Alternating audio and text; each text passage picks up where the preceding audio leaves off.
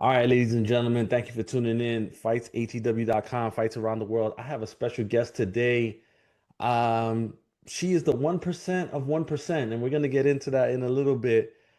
She's killing it down at CCW. Her name is Kristin Blaze. Kristin, how you doing? I'm doing amazing. How are you? Great, great. I mean, it's Thursday. It's great. Happy Thursday. Happy Thursday. Let's start with that comment. The 1% of 1%. I'm interested in knowing where did that come from? Okay, so I was previously a Division One athlete. I was a pole vaulter. And how that came to be is I was right when I first started wrestling, I was cutting a promo. I was like, yeah, the 1% of the 1%. They're like, whoa, yeah, we're gonna take that. So basically what that means is out of it's around statistic wise, right? So from high school athletes going and competing at the Division One level is about 1% of athletes, Hmm. right? Now, of those 1% of athletes who are competing at the Division One level, medal at the Division One level. And I am a two-time all-conference medalist. So Oh, that's kind of where I got it's around. It's, maybe the statistic changed. I don't know, but from when I was there, it was 1% of 1%. okay. All right. Let's get a little bit of a bio blast. You're from Central Valley, New York, and Yes. for me, I'm a fellow New Yorker. I'm one from the five boroughs from the Bronx, and Oh, you would call me upstate. yeah. So one of the things that I remember the most about where you're from or nearby is Bear Mountain. I used to go there all the time in the summer. Hmm. But who is Kristen? And I'm gonna say Lubeski. Lubeski, is Yeah. that how you? Oh my God. Yeah. Everybody but messes it up. You got it Yeah, right. The best. Lubeski. So who is Kristen Lubeski? Growing up in the Central Valley of New York. Who is Chris? I mean, I guess I've always just been an athlete from a young age, So, growing up in New York, I mean, I was born in Jersey. My parents are from Jersey. My dad's from South Jersey, right by Philly. My mom's from Freehold, which is kind of by the beach. Um, we moved up. I was born in Edison. Then we moved up to, Central Valley, New York. Um, and I was just always an athlete since like the young age. Like literally, there's a family video, and I was 8 weeks old and I was already like rolling over. And they're like, this is not this is pretty fast for an infant that age. But I was a gymnast, um, and then I turned gymnast into diver. I made falling look pretty, and then I picked up pole vaulting, and how I got into pole vaulting was like a crazy way too. And then that's what opened the doors to wrestling. So that so growing up close to the city, I always had a city life if I wanted to. I could just hop on the train, go into Penn Station, um, or if I wanted to go back to New Jersey, I was always right there as well. Yeah. All right, cool. Now, kind of curious, how did you go from D1 pole vaulting at Florida International University to wrestling? Like, how did that transition happen? I never thought I would be doing this, but like I am so grateful to be doing this now. So I was reached out to by the WWE via Instagram DM. So I was like, I'm in the like peak competition season right now, and I see this DM, and I'm like WWE recruit check mark. I'm like, what? This can't be real. And then I was like, no, okay, let me look at it. And it was matter of fact, like the actual page, it was like a recruiter saying, hi, Kristen, I want to invite you to a tryout. So I was like, oh my God, this is real. All right, heck yeah, let's do this. And so I went to the tryout and then I made it back to the callback at the performance center. It's just at the time it didn't work out. But my recruiter was like, Kristen, like if you want to do this, find a school near you. Like learn the ways of it, and then we'll see where it takes you. So I was like, okay, cool. Like if it's in the stars for me, I'll find a school that's like really close by me right now. And I did a quick Google search. That's how I found CCW. And I'm trained under Gangrel now, which is like, I'm so grateful to call him my coach. Um, and I think everything happens for a reason. I think, I was meant to meet Gangrel, meant to get his coaching, and who knows what tomorrow brings. Yeah, yeah. Now, curious, was there any interest in wrestling before that DM? Like, were you a fan of it, or was it even in your mind that you wanted to do that at some point? It was not in my mind, I have to say. I didn't really watch wrestling growing up. I would now, like, that I'm in the industry, I'm like, dang, I wish I did. My dad too. Like he had two daughters, so he was like, oh, he loves wrestling. But he was like, oh, I had two daughters. Yeah, I didn't think to show it to you. You know what I mean? He was like, let me put you Wonder Woman or Black Widow. He was like, but man, if I knew you were gonna do that, we would have been watching it. um, but to circle back, I knew who like the main people. I knew who John Cena was. I knew Yeah. who The Rock were, but I didn't watch it religiously. Um, but I think at that time in my track career, I did want to try to pursue it to be like professional. But when doors close, other doors open, and just how the pole vaulting was going at the moment, like wrestling, that opportunity just fell right on my lap. So I took it and ran with it, and I'm not looking back. I can't see myself doing anything Yeah. else now. Yeah.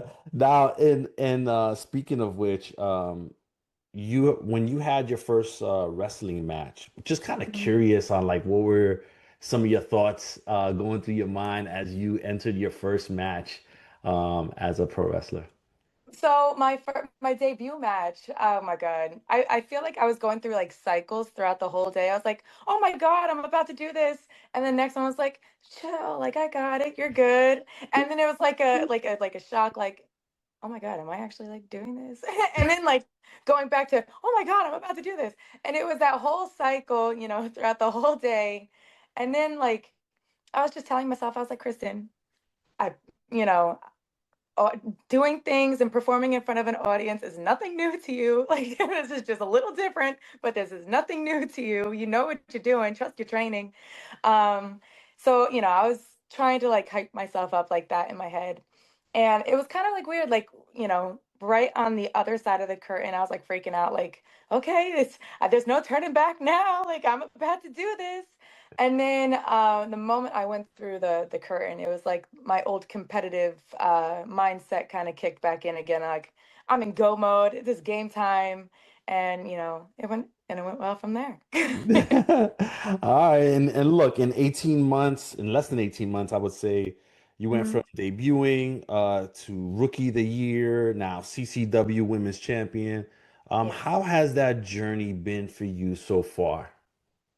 Amazing. One of the things that Gangrel always teaches us is the journey's the jewel. There's not a jewel at the end of the destination. The journey is the jewel. And hearing that and like taking a step back and realizing how far I've come within such a short amount of time, because me personally, I always want more. I always want to, I maybe that's like again an old competitive drive in me. Like I want more, I want more, I want more. But it's good to take a step back, appreciate how far I've come in such a short amount of time, and I'm very grateful for everything that I've experienced so far. Yeah, all right. And when you first started and even now, who were some of the wrestlers that you would say you maybe tailored your style after? Okay, so I watch like any wrestler at all. Any wrestler. Okay, so I would say Owen Hart is a good one. Tiger Mask is a good one. Um, and then, like Charlotte Flair. Yeah. And I would say those are the big ones that kind of influence my style, like the athletic Hmm. abilities. It's kind of hybrid in a way. The explosiveness, a little bit of high flying too. I think those three are the big big influences for Big me. ones. Okay. All right. Now you have WrestleMania week that's coming up, which Mhm. For those that don't know, every like indie platform is going to be in Las Vegas, Nevada, trying to get their wrestlers and the promotion out there. I saw that you had you're booked for Wrestle Lit, and there's an event going on with that. Are there Yes. any other shows or anything that you can tell us now that you're booked for that week that people can look out for?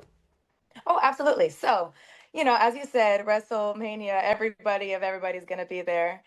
So my first show, which is actually going to be the start of, I guess, WrestleMania week, is going to be at BRCW, at the FSW Arena. FSW, yeah. Yes, it's at 2 p.m. So it's literally going to be the first show.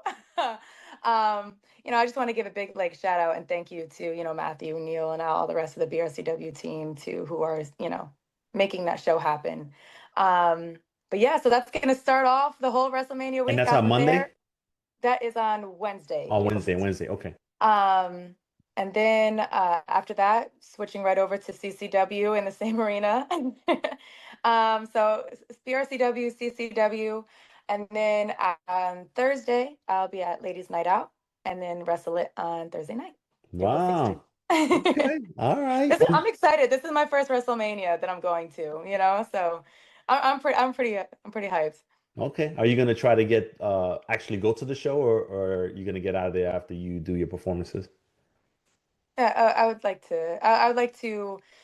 I'd like to stay. Right now, my plane ticket is on Saturday, so, Uh but I'm gonna try to see if I could switch it and go. If not, I'll be watching on my phone. All right, I got you. Will All you be right. out there? No, unfortunately not. It gets a little too crazy, so I'm gonna stay back. I'm gonna watch it Yeah, on the okay. I see you. I see you. Um, Now last question. When this year's done, what do you want when you look back at it? What are you gonna say to yourself that, yeah, I accomplished, X, Y, and Z? Like what are some of those things that you want to accomplish when the year's said and done, all said and done? This is gonna sound like very cliche, but I guess I keep on making myself proud.